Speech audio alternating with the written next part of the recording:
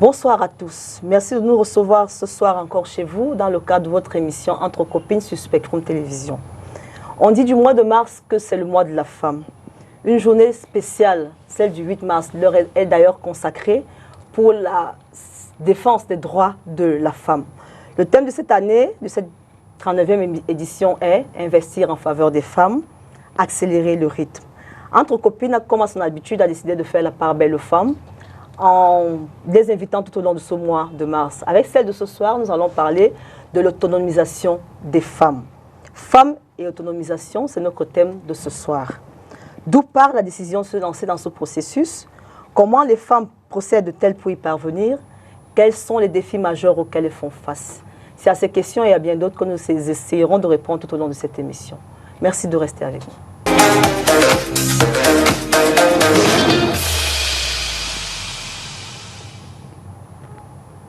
Pour parler de l'autonomisation des femmes ce soir, nous avons invité 4 femmes avec des parcours différents. De gauche à droite, nous avons Madame Fodjou. Bonsoir Madame. Bonsoir. Bienvenue à STV. Merci. C'est la première fois à la télé? Oui, c'est la première fois. Comment vous vous sentez? Ça va, ça peut aller. Alors, vous êtes enseignante? Oui, je suis enseignante. Professeure de français? Oui, professeure de français dans un établissement de la place. Ok, et écrivaine aussi? Et écrivaine. Ok. Vous avez d'ailleurs écrit un livre, Chemin douloureux. Chemin douloureux. Alors, oui. vous pouvez nous dire de quoi il s'agit en quelques phrases? Alors, Chemin douloureux est un ouvrage romanesque qui met en avant des figures féminines évoluant dans une société foncièrement patriarcale. Et dans cette société-là, on voit la figure féminine se débattre avec les préjugés sociaux, mais aussi des stigmatisations. Donc, comment est-ce qu'elles évoluent?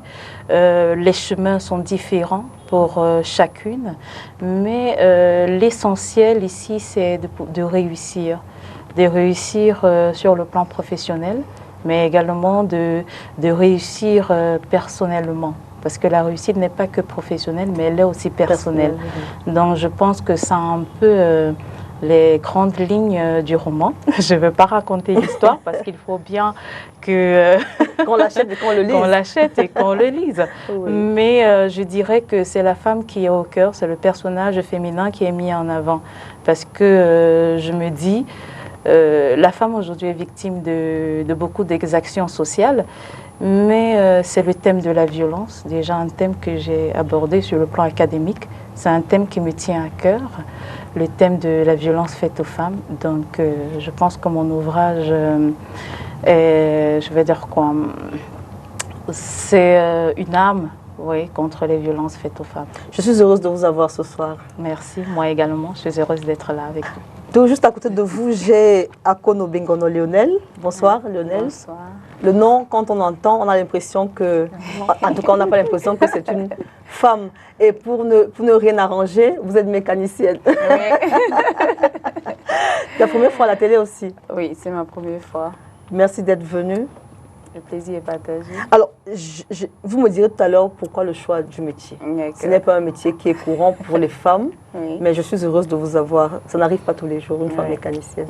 Tout juste à côté de moi, j'ai Madame Sendando Agnès Bibiane. Bonsoir. Bonsoir, Madame. La première fois aussi? Oui, la première fois. Je n'ai que des novices ce soir, hein, des femmes qui viennent pour la première fois. Vous êtes coiffeuse et entrepreneur. Oui. Alors, c'est quoi entrepreneur? C'est quoi après coiffeuse, entrepreneur? Qu'est-ce que vous faites d'autre? En dehors de la coiffure, je vends les sacs, les chaussures, je vais au déballage. Oui, je fais dans le premier choix. Oui. Ça marche bien? Oui, ça marche bien. Je suis heureuse de vous avoir. Merci. Tout juste à côté de vous, j'ai Madame Tanque Ariane. Bonsoir Ariane. Bonsoir Amine. Merci d'être là. C'est moi. Vous êtes entrepreneur? Oui. Qu'est-ce que vous faites exactement? Bon, entrepreneur, comme je dis souvent, entreprendre, ce n'est pas toujours créer des grandes entreprises, c'est se positionner comme une solution. Oui. Depuis 2006, j'ai commencé tout petit par la pâtisserie. Oui. J'ai commencé à faire des croquettes que j'ai conditionnées de manière un peu spéciale. Oui. Parce que j'avais trouvé que sur le marché, les croquettes étaient un peu trop dures et j'ai essayé de faire une formule un peu plus accessible. Oui. Après, j'ai œuvré dans la stabilisation de la sève de palmier. oui, qu'on appelle communément vin de palme. Oui. Mais le mien, je ne pourrais pas dire que c'est du vin parce qu'il n'est pas alcoolisé. Oui. Voilà, et j'évolue. J'ai commencé dans des bouteilles plastiques. Aujourd'hui, je suis dans des bouteilles cassables parce que la demande à l'extérieur, j'avais des difficultés de logistique. Oui. Il fallait bien que le produit reste à l'air libre pendant un temps pour pouvoir se déplacer facilement. Donc, je suis au niveau des bouteilles cassables. Et tout récemment, le dernier en date, c'est le poisson. Oui. Je suis entrée dans la pisciculture et je fais dans le grossissement, particulièrement du poisson-chat. On ne va pas dire que vous ennuyez. Hein? Du tout. Alors, mesdames, d'entrée de jeu, il est important pour moi d'avoir votre parcours à chacune. Alors, je vais commencer par la mécanicienne. Dis-moi, c'est quoi le choix de métier? Qu'est-ce qui a motivé ton choix de métier? En fait, dans la famille, il y a plus de filles que de garçons. Et la majorité de ces filles ont choisi la ESF, des trucs de filles, quoi.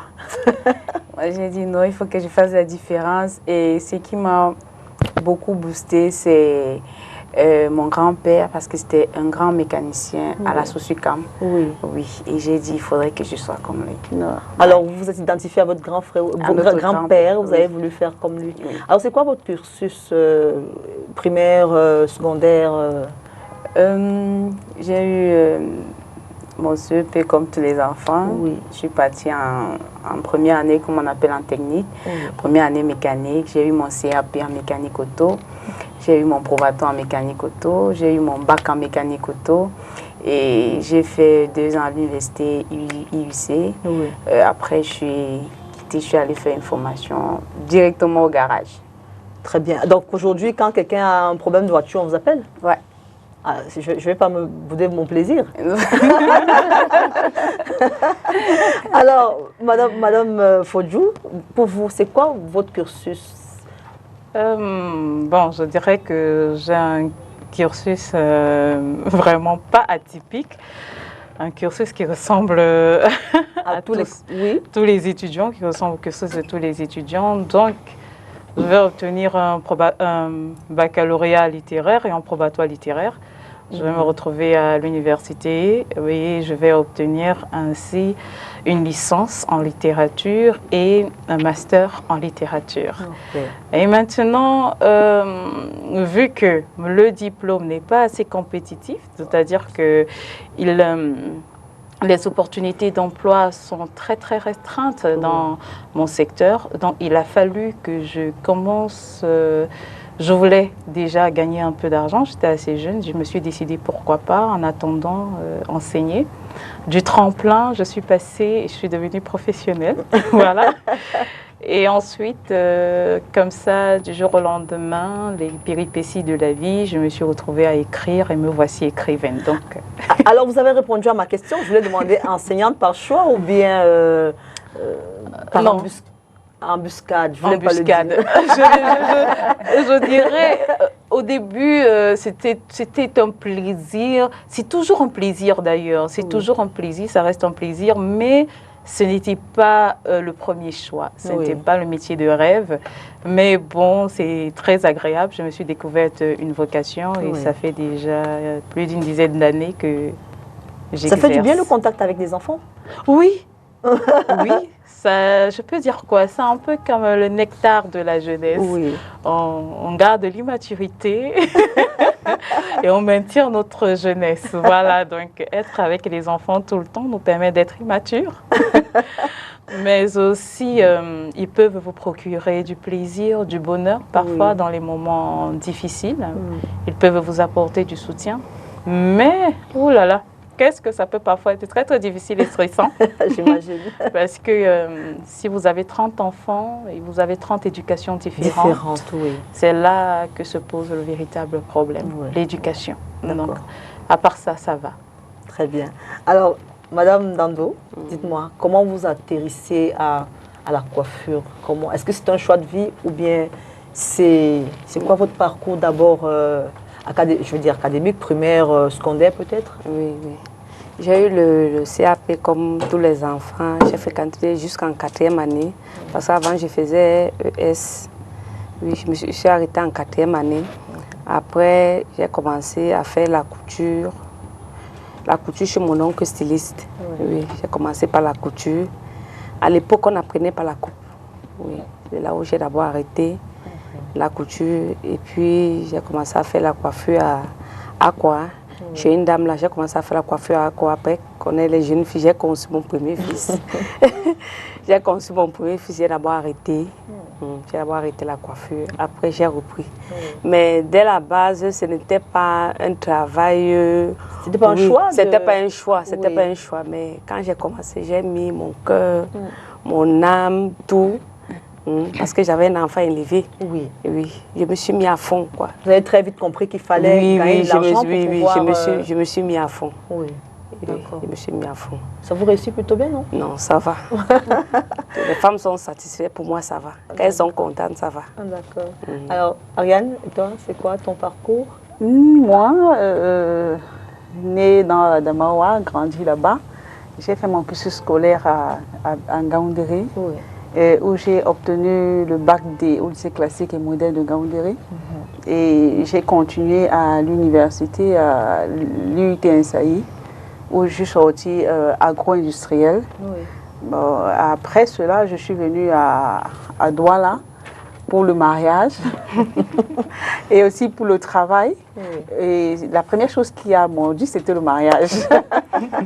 Donc je me suis mariée. Et c'est dans le mariage que je fais face au problème de croquettes, en fait. Oui. Donc, ma tante qui m'a reçue à Douala avait un mariage et elle dit, je ne vais pas donner un cadeau classique. Ma fille est agro-industrielle, elle va me faire quelque chose.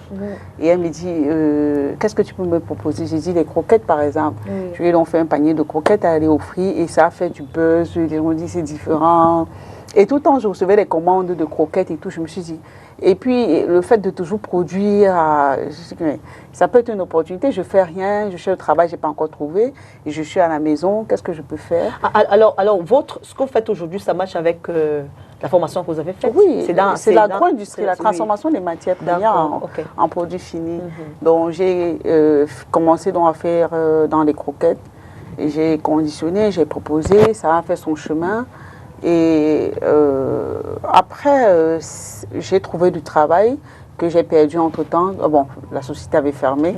Et bon, je ne chômais pas puisque je produisais. Et j'étais dans le mariage, je faisais les enfants entre-temps. Et une fois en passant, je devais baptiser l'enfant, mon 3e. Et j'aimais trop boire la sève de palmier qu'on vend dans les marchés. J'allais pratiquement au marché Dakar où j'achetais régulièrement. Ayant grandi au nord, j'arrive ici avant de découvrir ce que c'est. Il n'y en avait pas là-bas. Et j'en raffole. Et jusqu'au jour où on me fait comprendre ce qu'on met à l'intérieur, bon, les transformations que les gens font derrière avant de vendre, qui peuvent être dangereux pour la santé. Et moi, du domaine, je me suis un peu attardée. J'ai vu que ce n'était pas toujours très bien pour la santé. Et vous avez décidé j'ai décidé de me positionner comme une solution. D'accord. J'ai dit, et c'est comme ça que le jour du baptême de l'enfant, j'ai fait venir une grande quantité, j'ai distribué. Et les gens ont tellement apprécié que les commandes ont encore refait un peu comme les croquettes. Et puis au fur et à mesure, j'ai dit pourquoi pas. J'ai donc commencé à... Donc vous avez saisi chaque opportunité. En fait, c'est ça l'entrepreneuriat. Je vais dire, entreprendre, c'est se positionner comme une solution. Oui, voilà. d'accord. Donc après ça, j'ai trouvé un 2e emploi, j'ai exercé. Et quand j'ai perdu cet emploi, le week-end qui suivait, j'ai appris qu'il y avait un créneau délégation de la pêche de l'industrie animale. Je suis allée et il y avait la formation pour l'élevage du poisson. J'ai fait la formation et directement j'ai lancé. Ce que je comprends, c'est que vous n'êtes pas faite pour travailler pour quelqu'un. Chaque fois que vous travaillez, ça ne marche pas. Ça vous donne une nouvelle opportunité. C'est ce que je comprends. Alors, Madame Fodou, dites-moi, c'est quoi une femme autonome pour vous? Alors, pour moi, qu'est-ce qu'une femme autonome? Je dirais déjà qu'une femme autonome, c'est une femme qui sait ce qu'elle vaut d'abord. Parce que tout à l'heure, je parlais de développement, mais je parlerai de développement d'abord personnel. J'ai l'impression que beaucoup de femmes ne savent pas ce qu'elles valent. C'est d'abord qu'est-ce que je vaux dans la société, d'abord en tant que femme. qu'est-ce que je vaux? Parce qu'on a tendance à vouloir s'identifier rapidement en tant que mère, en tant qu'épouse, en tant que si. Mais qu'est-ce que moi je vaux en tant que femme? C'est d'abord ça pour moi, avoir une autonomie, savoir qui on est. Parce que beaucoup de jeunes ne savent pas qui ils sont. Ils veulent ressembler à quelqu'un d'autre, mais ils ne savent pas qui ils n'ont sont. pas d'identité propre. Voilà. Ils n'ont pas d'identité, ils ne savent pas comment se positionner. Voilà pourquoi on a beaucoup de jeunes aujourd'hui qui sont influençables. Donc moi, c'est la première chose pour moi, c'est le premier élément qui renvoie à l'autonomie. Et moi, le deuxième élément, autant pour moi, c'est de se dire que l'autonomie, c'est de pouvoir se prendre en charge. Ça, c'est important, de pouvoir se prendre en charge économiquement parlant. Ça veut dire qu'aujourd'hui, ne plus forcément dépendre d'une tierce personne pour pouvoir se nourrir, c'est-à-dire que les éléments primaires. Les besoins élémentaires. Voilà, élémentaires, oui, les besoins primaires comme se nourrir, comme se soigner, comme vraiment ne plus pouvoir dépendre de quelqu'un pour pouvoir accéder à ces choses-là. Moi, c'est ça qui renvoie à l'autonomie. Et l'autonomie aussi, ce sont les opportunités. C'est-à-dire que, comme Dame a dit, c'est qu'elle a su saisir les opportunités. Chaque opportunité, il faut le dire. Chaque opportunité, elle a su les saisir. Aujourd'hui, parfois, il y a des opportunités, mais nous ne savons pas les saisir. Pourquoi? Parce qu'on n'a pas appris à saisir les opportunités. Vous savez, donc c'est un peu comme ça. On suit juste le mouvement, on suit la vague. Donc, voilà pour moi ce que c'est que l'autonomie d'une femme. Alors, je vais quand même poser la question aussi à Lionel.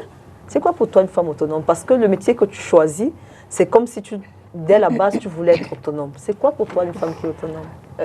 Être une femme autonome, c'est de savoir ce que tu veux dans la vie et de développer en toi ce que le Seigneur a mis. Parce qu'en chacun de nous, Dieu a mis quelque chose en nous. Et dès que tu as la connaissance de ce don, si je peux dire ça comme ça, de ce don que Dieu a mis en toi, il ne faut pas t'arrêter. Vas-y, lance-toi. Parce que c'est ce désir, c'est pas forcément parce que j'ai vu mon grand-père étant mécanicien, mais j'ai eu ce désir en moi, parce qu'à chaque fois que je rentrais de l'école, quand je voyais une voiture gâtée, je venais me placer, je disais un jour, je vais arranger les voitures. Ces voitures qui sont en route là, je vais les débarrasser ici. Donc j'avais ce... C'est comme on appelle. Oui, je ressentais cela en moi et j'ai dit, il faudrait que j'y vais, je vais y aller, je vais foncer et je vais voir le bout du tunnel. Donc, en tant que femme, si tu es vraiment que le Seigneur t'a mis quelque chose à cœur, il faut vraiment le faire. Et être une femme autonome, c'est de faire ce que l'on aime. Ne pas être limitée, parce que c'est important de le relever.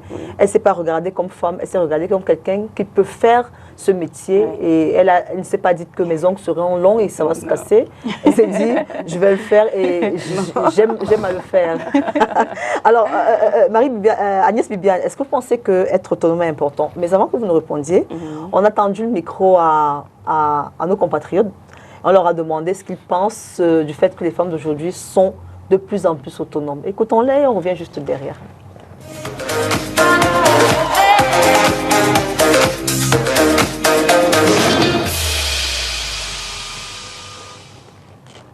Vraiment, je pense que c'est idéal pour la femme, pour nos filles. C'est très important. Certes, c'est bon, mais comme toute chose, ça a des inconvénients, ça a des avantages, mais beaucoup plus avantages. Que les femmes de nos jours soient autonomes, c'est très bon, mais quelquefois, ça peut présenter des inconvénients. Mais reconnaissons que les avantages sont plus nombreux que les inconvénients. Inconvénient, dès que la femme est autonome, les hommes, pour certains hommes, ils trouvent que ça ne marche pas beaucoup parce que les hommes en général aiment écraser les femmes. Et ça n'arrange pas tellement les hommes. Ça fait que c'est un peu difficile pour ces femmes autonomes de se mettre en couple. Avantage, elle s'épanouit pour l'épanouissement de la femme déjà. Et quand bien même elle serait en couple, ça aide le couple parce que pour toute chose, ils vont discuter ensemble, ils vont trouver des solutions. Et financièrement même, les deux s'accompagnent entre eux. Et ça fait du bien, ça aide, parce que la vie est devenue tellement difficile que l'homme tout seul ne peut pas supporter les charges familiales. Oui, je trouve que c'est pas mauvais que la femme soit autonome. C'est vrai, ça a son côté positif et son côté négatif. Parce que, voyez-vous, les femmes sortent tous les jours avec leurs compagnons pour aller chercher, ce qui est tout à fait normal. Parce que la vie d'aujourd'hui, ce n'est pas assez, c'est pas aisé. Il faut donc se battre pour que les deux, vous fassiez ensemble des choses importantes. Maintenant, de l'autre côté, c'est les enfants qui sont abandonnés à eux-mêmes. Vous pouvez rentrer le soir, 19h à 20h, vous n'avez pas le temps de regarder le cahier de l'enfant, de savoir ce qu'il a fait toute la journée, parce que vous êtes fatigué. Et voilà, les enfants sont délaissés et nous voyons ce que nous voyons aujourd'hui. La délinquance juvénile, avec des agressions, des enfants qui fument, des stupéfiants, c'est qui n'est pas du tout bien pour nos enfants. Voilà quoi. Pour moi, les femmes autonomes, c'est pas bien. Les femmes ne devaient pas être autonomes. Les femmes devaient dépendre toujours de l'homme. Parce que la femme reste la mère de la maison, c'est-à-dire celle qui devait construire la maison. La femme ne devait pas être celle-là qui devait sortir chercher de l'argent. Aujourd'hui, les gens ont banalisé ça en disant que les femmes devraient dépendre de leurs propres moyens. Ce qui n'est pas du tout bien, ce qui détruit la société actuellement. Quelque part ça aide parce que les femmes devaient souvent ramener quelque chose, mais pas de sens à être dépendantes. Les femmes devaient être toujours indépendantes de l'homme parce que c'est l'homme qui est le père de la maison, c'est l'homme qui est le maître de la maison, c'est l'homme qui devait ramener ce que les familles devaient construire. Donc c'est ça mon avis. La femme autonome, la femme peut bien chercher son argent sans nuire à l'homme. Parce que chercher cet argent, c'est pour joindre les deux, parce que le dehors est devenu de plus en plus difficile, dur. Si bien que si la femme ne cherche pas l'argent et pour qu'on rejoigne les deux bouts dans la famille, ça ne serait pas... L'homme lui seul ne peut pas s'en sortir. C'est mieux que la femme cherche son argent. Mais à condition de ne pas être...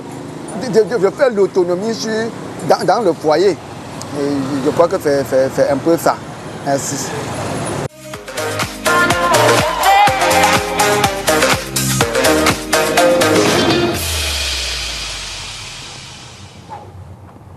De retour sur le plateau de Entre Copines, où nous rejoignez à l'instant, vous faites très très bien. Aujourd'hui, nous parlons de l'autonomisation de la femme. Alors, Agnès Bibiane, dites-moi, est-ce que vous trouvez que c'est important qu'une femme soit autonome? Oui, pour moi c'est très important. Comme je le dis toujours, même dans mon salon, je dis toujours aux filles qu'une femme doit chercher à faire quelque chose. Elle doit apprendre à faire quelque chose, elle doit se battre. Bon, à cela que les hommes disent que peut-être que quand tu es autonome, tu n'arrives pas à jeûner deux. Pour moi personnellement, j'ai deux garçons. L'aîné à l'université et le deuxième fait le CE2. Donc, je prends mon temps. Comme j'ai mon salon, on se lève, il y a des jours on se lève à 4 heures. On révise ses résumés. Je l'ai habitué comme ça. Donc, je prends le temps, je fais mon ménage. Quand je me lève d'abord le matin, quand je finis de faire ma prière, je fais mon ménage. On essaie de regarder ses cahiers. Quand il rentre à la boutique, il se repose un peu. Vers les 17 heures, je laisse un peu respirer. Même les 18 heures, on prend le cahier, on étudie quand il n'y a pas la clientèle. Donc, vous voulez dire que il faut juste, c'est une question d'organisation? D'organisation, oui. C'est une question d'organisation. Pour moi, c'est une question d'organisation. Et que le fait qu'on sorte chercher oui, ça n'empêche pas qu'on ça n'empêche pas.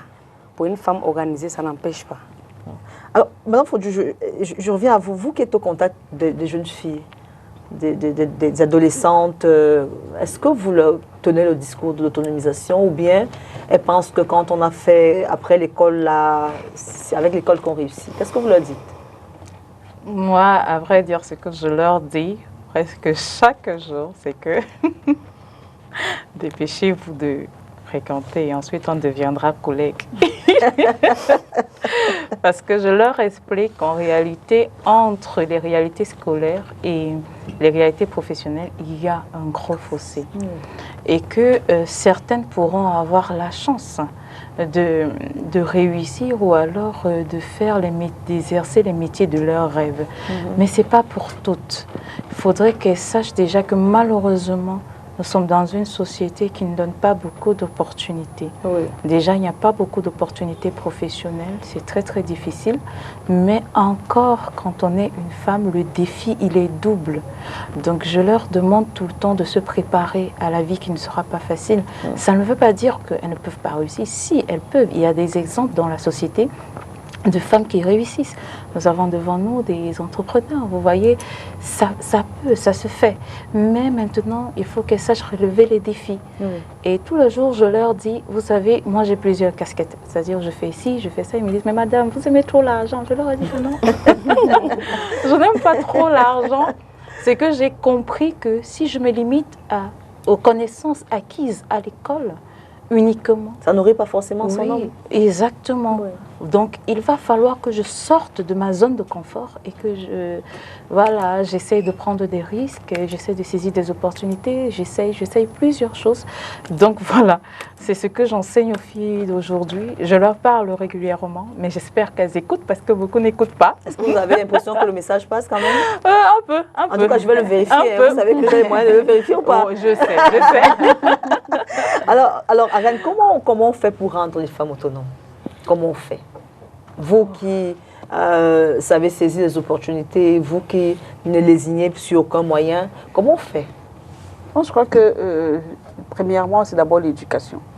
Parce que cet esprit que j'ai, je ne l'ai pas créé, ça me vient de ma maman en fait. Elle le faisait déjà devant moi et elle me le disait tout le temps. Et deuxièmement, c'est aussi faire comprendre à la jeune fille que être autonome, ce n'est pas toujours s'asseoir dans un bureau. De moins en moins, nous avons la chance de s'asseoir dans un bureau. Et être autonome, ce n'est pas d'avoir un oncle, un époux ou alors un banquier qui nous donne le milliard pour que nous entreprenions. Je crois que être autonome, c'est pouvoir regarder la société avec du recul et observer, se dire, là, il y a un problème. Je vois que les femmes qui travaillent n'ont pas le temps de couper les légumes. Et moi, je suis à la maison, je ne fais rien. Qu'est-ce que je peux faire? Je peux aller au marché, j'achète des légumes, je vais à Sandaga, j'achète des légumes, je les découpe, je les lave, je les boue, je les fais en paquet joliment. Et je commence à proposer, même sur mon téléphone, au lieu de WhatsApper tout le temps, je commence à mettre en statut, à proposer à mes tatas qui travaillent, que je peux avoir du légume prêt ici. Ainsi, beaucoup de petites choses de la société qui posent des problèmes à certaines personnes, peut-être qu'on peut dire nantis financièrement, ou alors occupées par un boulot formel. Vous vous positionnez en solution. Je crois qu'avec cet esprit-là, on va se rendre la vie facile les uns aux autres. Je suis à la maison, je ne fais rien, mais je ne m'en dis pas. Ma tata, elle travaille, je ne vais pas lui dire je veux 1000 francs, mais je vais lui proposer un service quand elle aura elle aura acheté mon service, j'aurai un bénéfice de 1000 francs. Et elle aurait aussi gagné quelque chose. On lui aura facilité la vie. Parfaitement. Je crois que pour moi, c'est ça, rendre une femme autonome. Oui, c'est leur dire de prendre des risques, comme madame a dit, de prendre des risques, peut-être de trouver des solutions, parce que la vérité est que vous avez dit que vous apportez des solutions à un problème. Mais il faut pouvoir identifier le problème d'abord. C'est ça. Est-ce que la difficulté ne réside pas dans le fait d'identifier d'abord le problème? C'est pour ça que j'ai parlé de l'éducation. Ouais, si une personne nous écoute là maintenant, il va se dire, ah ouais, depuis je me demande ce que je peux faire. Et à commencer à voir la société différemment. Ouais, quand vous avez une notion, vous ne regardez plus les choses de la même manière. Donc, si on éduque la jeunesse, elle est en contact des élèves, par exemple, elle peut leur dire, vous êtes élève, mais oui, vous pouvez entreprendre à votre niveau. Vous pouvez faire des petits trucs le week-end. Nous voyons les enfants qui partent porter les sacs au marché. Ce n'est pas pour dire que l'élève va forcément aller porter les sacs au marché. Mais même le week-end, le samedi, tu peux faire quelque chose qui te rapporte ton argent de poche. Moi, j'ai eu des copines qui tressaient. Le week-end, elles se tapent 2-3 têtes de rasta, là, c'est 6 000, 7 000 francs. À l'époque, c'était une grande fille. C'était beaucoup d'argent. Et au-delà de ça, je dirais l'éducation et aussi fait comprendre l'importance à une femme d'être autonome. Quand tu es autonome, en réalité, c'est là que tu commences à vivre. Moi, je dis, être autonome, c'est avoir le plaisir de vivre. Parce que, je vais prendre l'exemple, si moi, par exemple, j'ai du plaisir à offrir, je ne vais pas tout le temps aller demander à mon époux, même s'il a l'argent du monde, de me donner tout le temps quelque chose que j'aille offrir aux gens. Donc, si je ne suis pas autonome, ce plaisir-là que je vais ressentir à offrir, je ne vais pas le vivre tout le temps. Parce qu'il n'y a pas à la moyens. dimension de ce que je veux. Pour moi, une femme autonome, c'est une femme qui vit. Ça, c'est ma définition. Vivre avec toutes ses émotions, avec tout ce qu'elle est, avec tout ce que ça comporte. Une femme qui est libre. C'est ça. Parce qu'on subit souvent aussi. On se dit, je vais faire comment? Il n'y a pas, qu'est-ce que je peux faire? Et puis, c'est la maman que tu vois au village. Maman, vraiment, je voulais t'aider, mais je ne peux pas. Donc, ça, c'est bon, ça, c'est survivre. Vivre, en fait, c'est pouvoir réaliser ses rêves et vivre selon ses émotions, ses passions. Et je crois que pour moi, c'est un peu ça, quoi. Alors, Léonel, dis-moi, comment tu fais, au-delà de ce que tu as dit, tu as vu ton grand-père faire et c'était comme un appel, mais comment tu fais pour te mettre dans ça? Parce que moi, je veux comprendre. C'est une chose de dire que je passais, j'ai vu une voiture, j'ai dit, je vais la déshabiller, parce que c'est la vérité. Alors, comment tu fais pour te lancer dans ça réellement? Premièrement, j'ai d'abord aimé ce métier. J'ai vraiment aimé ce métier. Et être au milieu des garçons, ça a toujours été. Je suis la seule fille à mon moment, parmi 5 garçons. Donc, c'était un duel dans la famille d'abord, qu'il fallait d'abord que je relève avec mes frères. C'était pas facile. Les bagarres tous les jours, c'est ça? Oui, c'était pas facile. Donc, il fallait que je mette aussi également le point pour que je puisse être respectée. Sinon, je vais être écrasée. Votre place, hein? Oui, ma place dans la maison. Et maintenant, cela m'a poussée également parce que j'ai vu là dehors dans la société beaucoup de jeunes filles comme moi qui se lancent un peu, je vais dire, peut-être dans la vie facile. Mais j'ai dit qu'il faudrait que je fasse la différence. Et cette différence-là m'a beaucoup encouragée encore plus de m'y mettre dans ce métier de mécanique. Parce que ce n'est pas facile, mais avec le cœur, quand tu fais quelque chose avec ton cœur, tu es capable de tout faire. Donc je me suis mis à fond et avec la grâce de Dieu, je suis dedans. On va revenir sur les difficultés parce que je suppose qu'il y en a forcément. Alors, mais avant, Madame Fodjo, je vais demander comment on peut faire pour promouvoir cette autonomie auprès des femmes. Comment on va faire pour que ça reste? Il y a beaucoup de femmes aujourd'hui encore qui sont dans des maisons, qui sont mariées. Elles se plaignent tout le temps parce que je pense qu'une femme qui se plaint, c'est une femme qui n'a rien à faire.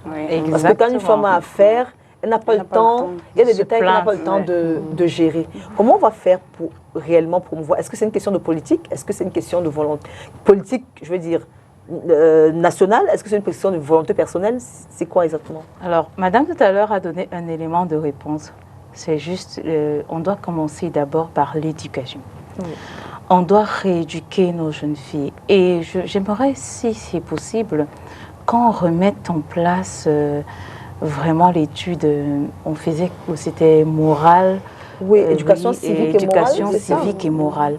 Moi, j'aimerais bien qu'on remette ça au programme parce que la jeune fille aujourd'hui, avec les réseaux sociaux, la jeune fille est perdue. Elle veut être influenceuse. Hein? Oui, elles ont beaucoup de mauvais repères. Oui. Donc, elles se disent, être une femme, c'est être physiquement belle. Parce qu'aujourd'hui, c'est l'attraction physique. C'est-à-dire que c'est la représentation, c'est d'abord la coquille pour elles. Et j'ai tendance à leur dire que non.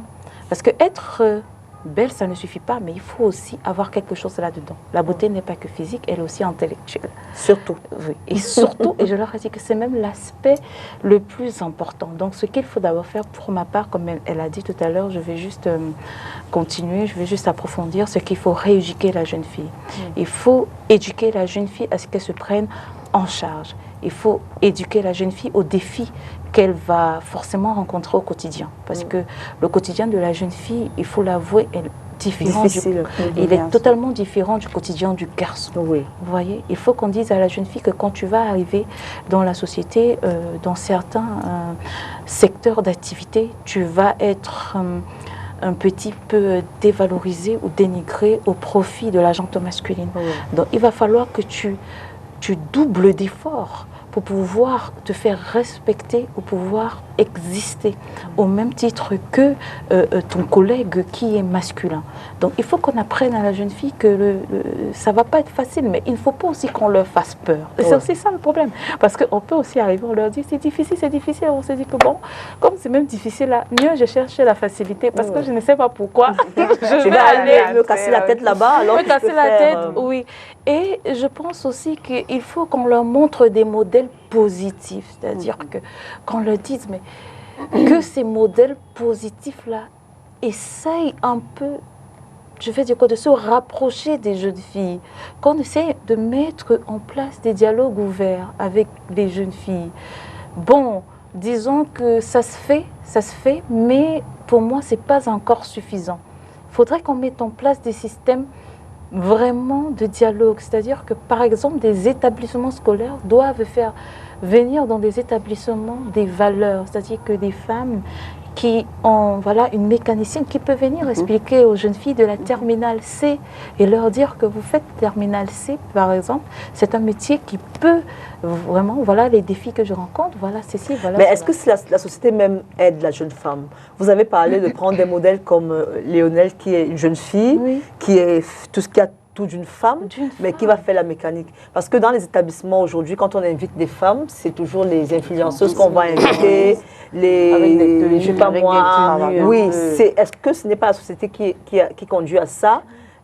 Est-ce que les enfants, eux, ne sont pas seulement le produit de la société, de ce que la société veut? Exactement. Aujourd'hui, nous avons ce qu'on appelle le culte de l'apparence. C'est-à-dire qu'on va juger une femme à son apparence, on ne va pas juger la femme à sa matière grise. Et c'est en train de prendre de l'ampleur. Alors qu'aujourd'hui, les féministes se battent pour qu'on prenne la femme au sérieux, pas comme un instrument, pas comme un objet de décoration. Mais malheureusement, nous avons des antivaleurs sur les réseaux sociaux qui prônent, c'est-à-dire, on ne dit pas qu'être belle, c'est un problème, mais on dit que de promouvoir uniquement une beauté vide, une beauté sans essence, je pense qu'on peut offrir mieux.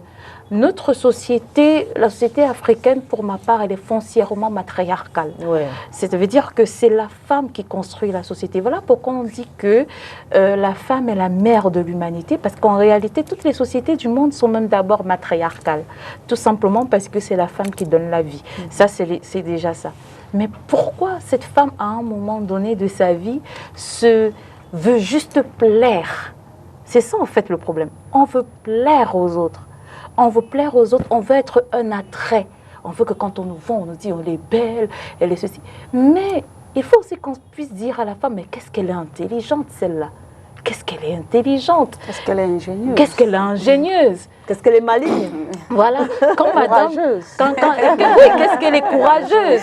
Qu'est-ce qu'elle est forte? Aujourd'hui, on ne valorise pas. Par exemple, j'ai demandé aux enfants, qu'est-ce que vous voulez faire plus tard, comme ça, un jour? Et quand j'ai dit, qui veut être Bayam Selam? Elle a dit, non. J'ai dit, pourquoi? Parce que j'ai dit, elles sont sales. Mais j'ai dit, oui. Mais c'est dans cette crasse-là et dans cette saleté qu'elles parviennent à vous scolariser. Absolument.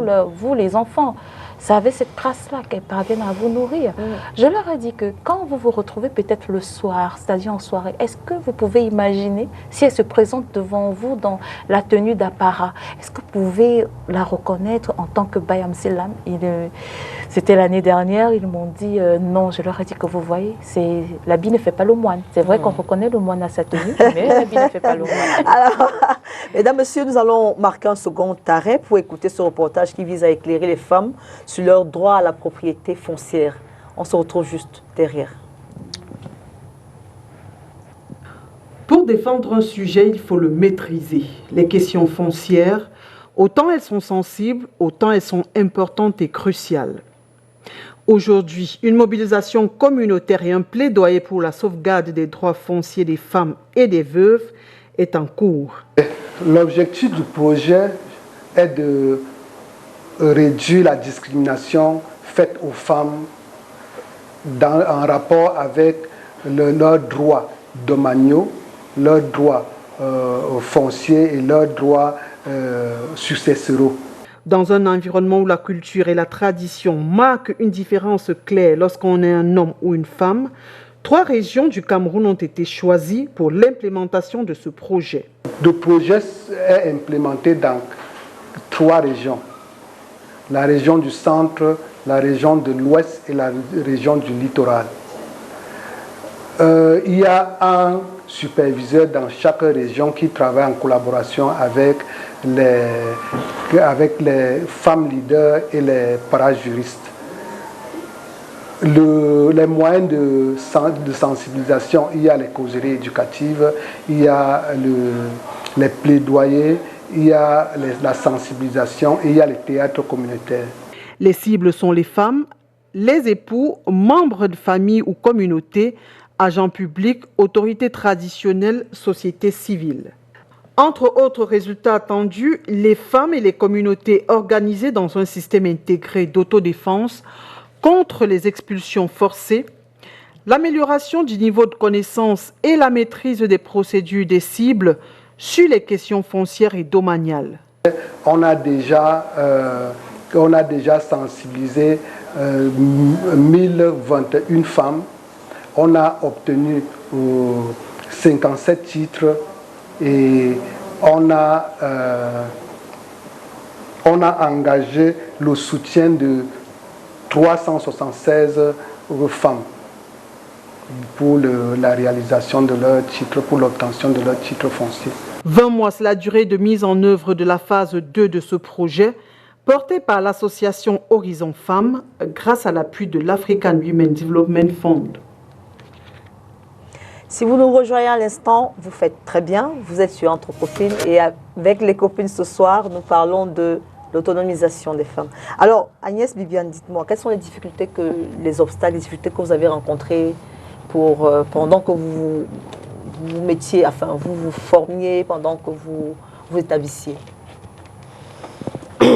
C'est quoi ce qui était plus difficile pour vous? Pour moi, ce qui était plus difficile, c'est que dès le départ, comme je disais, la coiffure, ce n'était pas un truc que... C'était pas le premier choix. Oui, non, c'était pas le premier choix. Donc, c'était un peu difficile, mais comme je disais tantôt, je me suis mis vraiment à fond. Donc, je me démarquais, je m'imposais, parce que quand j'ai commencé la formation, nous étions peut-être à 7. Oui. Je m'imposais tellement, même quand ça n'allait pas, même quand je ne comprenais pas, je faisais l'effort de me mettre au travail. Alors, pour ouvrir votre premier salon de coiffure, comment vous avez fait? Est-ce que vous avez eu de l'aide? Comment vous avez fait? Oui, j'ai eu de l'aide. J'ai d'abord géré un salon 2 ans quand j'ai fini ma formation. Vous travaillez chez quelqu'un? Oui, j'ai travaillé chez une dame. J'ai fait 2 ans chez elle. Donc en partant, je ne suis pas partie comme les filles vont souvent, quand on l'abandonne. Non. Comme elle fuit? Non, moi je n'ai pas fui. Je lui ai donné tout son temps parce que pour moi, quand tu t'occupes de la chose de quelqu'un, comme je dis, tu le fais avec le cœur comme si c'était pour toi. Tu vois? Parce que quand tu le fais avec le cœur, quand tu ouvres pour toi, le Seigneur te bénit.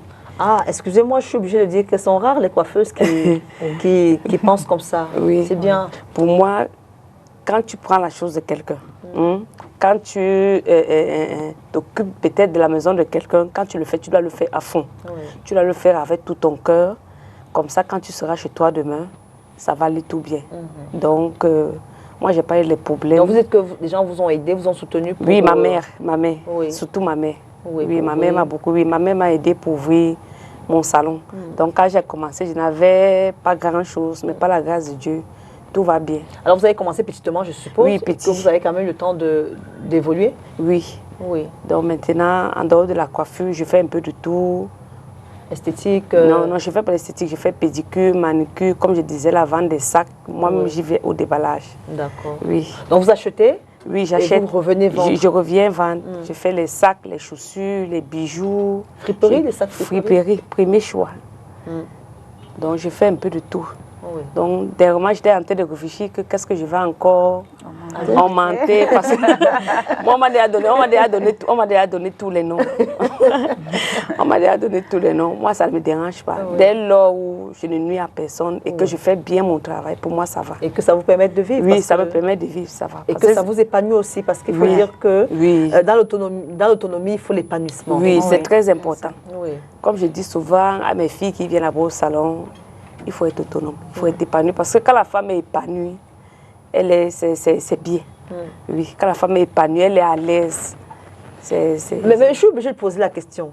Il y a un homme qui a dit tout à l'heure dans le reportage que quand les femmes sont autonomes, elles ont tendance à vouloir porter le pantalon. Vous m'avez dit que vous êtes célibataire. Non, je suis célibataire. Que vous n'avez pas de problème avec vos prétendants parce qu'on vous trouve un peu trop... J'ai pas de problème. Oui. Il a sa place, je le respecte. D'accord. Oui.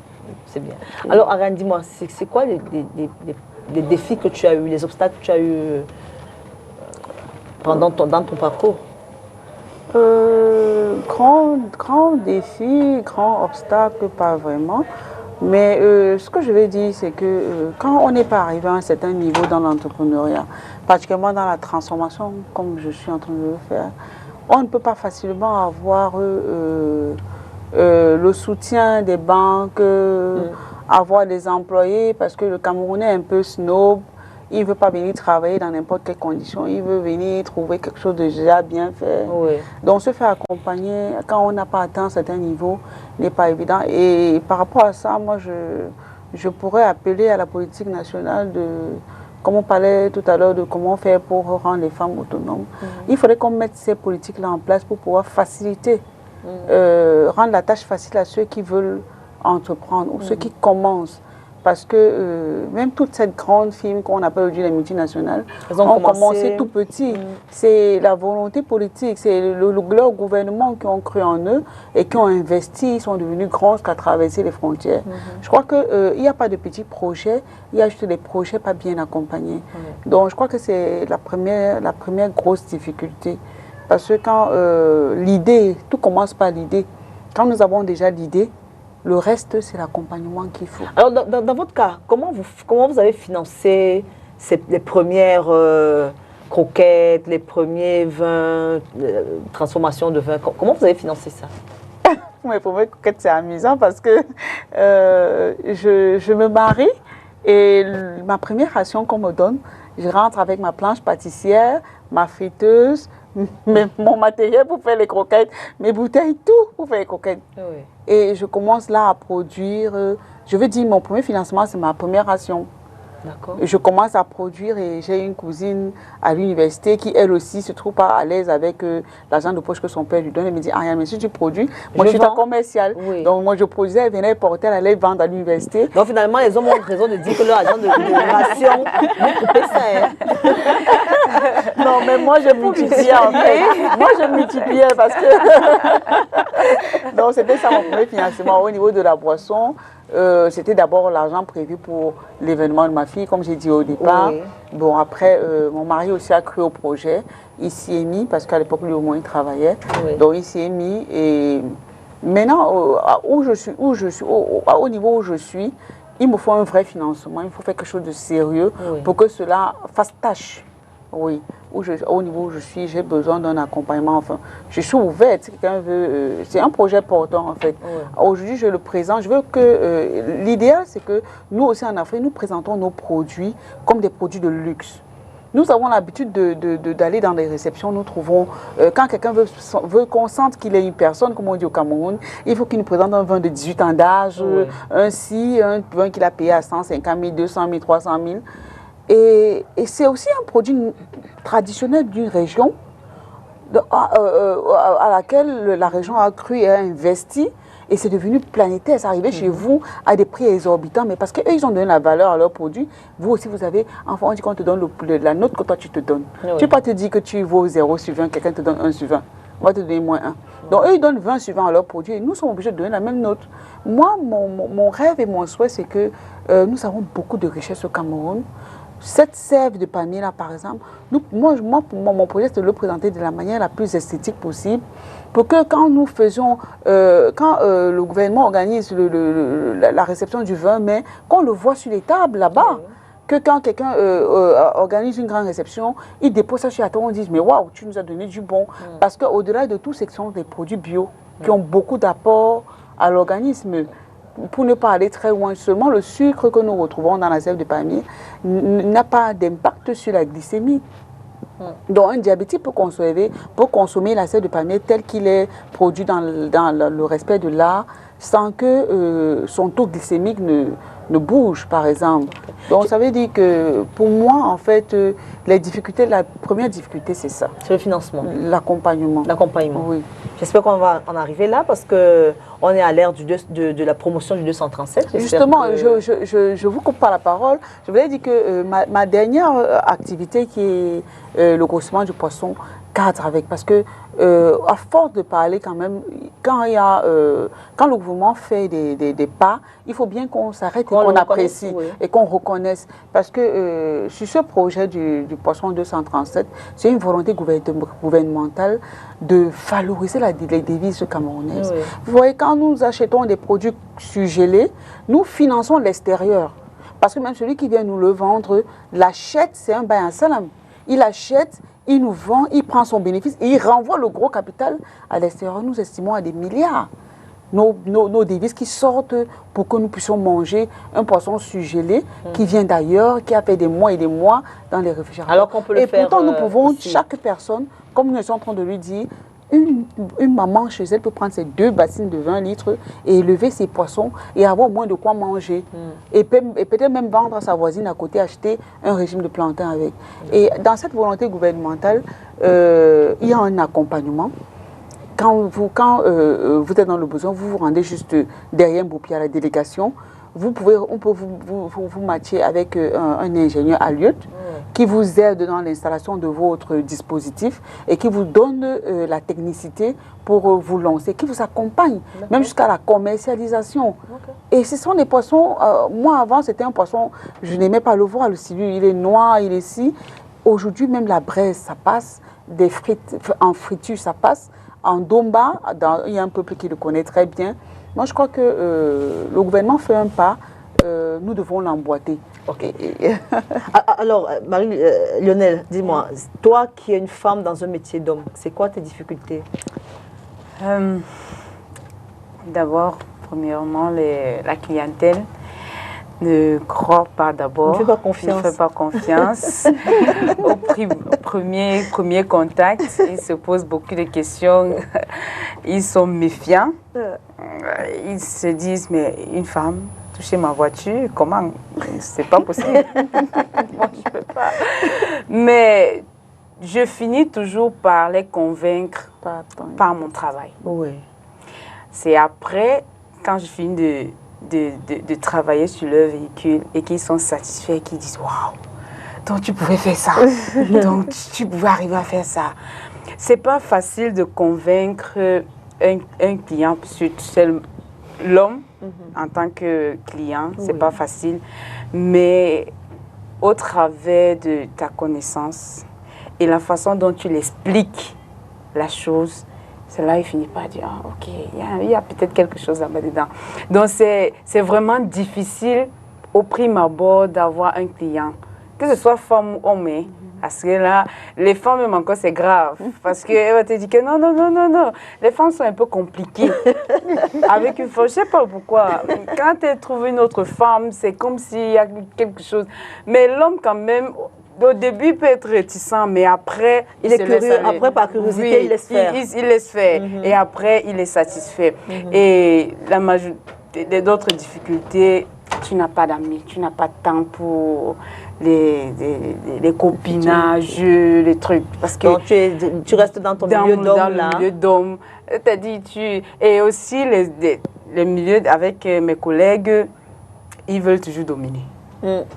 chercher toujours à dominer. Ils voient toujours la femme et pas la professionnelle. Pas la professionnelle. Oui. Même si tu as la connaissance plus qu'eux, ils vont dire non, tu es la femme. En bas, oui. Et c'est à là que moi je dis non, c'est pas possible. J'ai une connaissance au-delà de la vôtre, donc il faudrait que je dois être au-dessus de vous pour savoir quand même on met une différence. Oui. Donc, et c'est là où ça donne un peu parfois ça fait les clashs. Après, de temps en temps, tu as l'instinct d'une mère, tu reviens encore, tu dis non, je voulais juste expliquer ça et bon, on finit par s'arranger. Il y a beaucoup de difficultés. Alors, en tant que femme, tu m'as dit que tu n'étais pas mariée, donc quel est votre rapport avec les hommes? Est-ce que quand vous dites, par exemple, à un prétendant que vous êtes mécanicienne, ça fait peur. Ça fait peur. D'habitude, mon père a toujours l'habitude de me demander j'ai dit, si un homme vient vers toi, tu as dit que tu es mécanicien. Il dit que c'est mon métier. Il va me prendre tel que je suis. Si son cœur avec moi, il va accepter. Et d'ailleurs, ça sera une très très bonne chose de dire dehors que ma femme c'est une mécanicienne.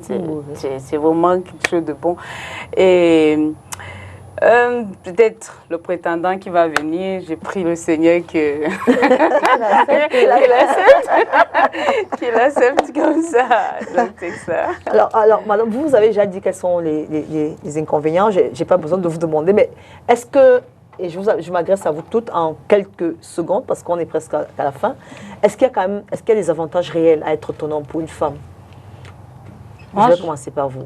Moi, je pense que oui, il y a beaucoup d'avantages. Il y a l'épanouissement personnel. Oui, j'ai tendance à dire que quand tu comptes l'argent que tu as gagné de toi-même, c'est passé... Ça a un goût là, non? Oui, c'est magnifique. Je vous dis que ça vous procure un bien-être parce que il y avait des gens autour de moi qui se plaignaient, la gente féminine, toujours en train de se plaindre. Ah, mon mari, il est sorti. Je lui ai dit, mais tu as le temps de vérifier quand ton mari sort et quand il entre? Parce que moi, à un moment donné, je suis fatiguée. Hein. Donc, je lui ai dit, va cherche quelque chose, cherche une activité, fais une activité, compte ton argent, tu verras que tu auras moins de problèmes dans ton couple. Ouais. Parce que quand tu vas compter l'argent, là, le bien-être que ça va te procurer, tu n'imagines même pas. Donc, je pense qu'il y a des avantages. Et les inconvénients, j'ai entendu des gens mentionner des inconvénients. Les inconvénients ne surviennent que lorsqu'il y a déjà un problème de communication dans le couple. Oui. Donc, c'est quand le couple en lui-même est déjà défaillant qu'il y a un problème. Mais sinon, comme j'ai l'habitude de dire à mon époux, c'est mon roi.